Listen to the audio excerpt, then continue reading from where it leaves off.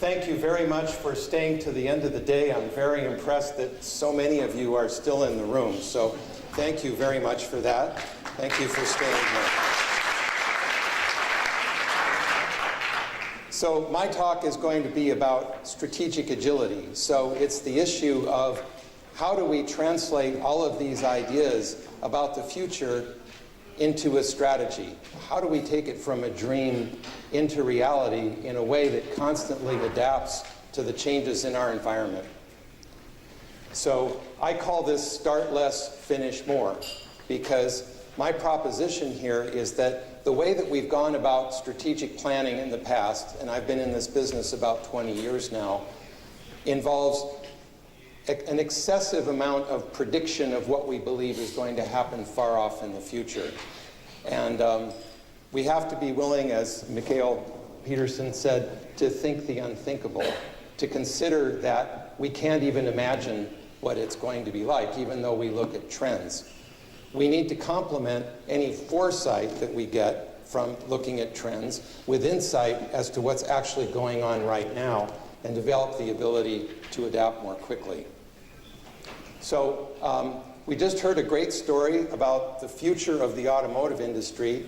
I am a history fan, so I'd like to talk about the past of the automotive industry, what happened before the automotive industry, and what people imagined.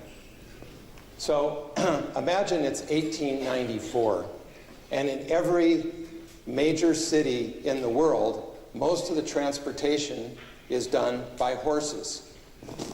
There were no cars, there were no subways.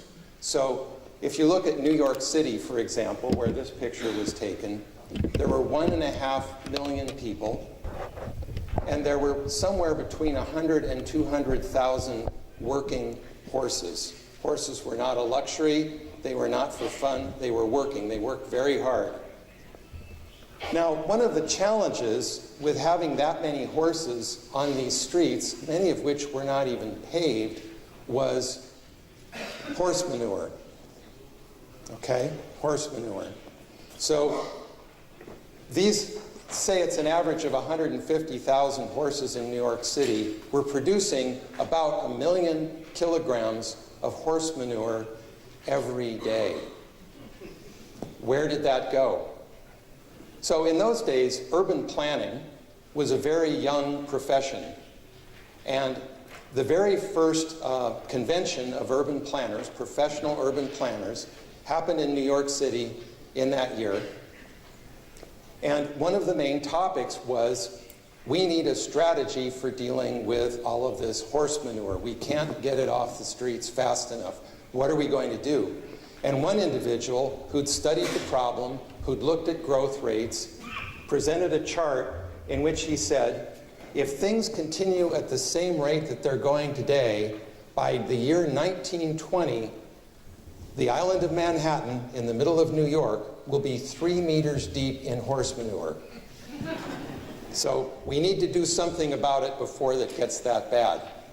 So they got together and had this convention. It was scheduled for 10 days, and after 3 days, it broke up because they couldn't find any solutions, and they just got frustrated and went home. So this was an interesting case because by 1920, there were not 3 meters worth of horse manure in the streets of Manhattan. In fact, there was no horse manure at all. What had happened? What the planners had missed was what we call a weak signal. Okay?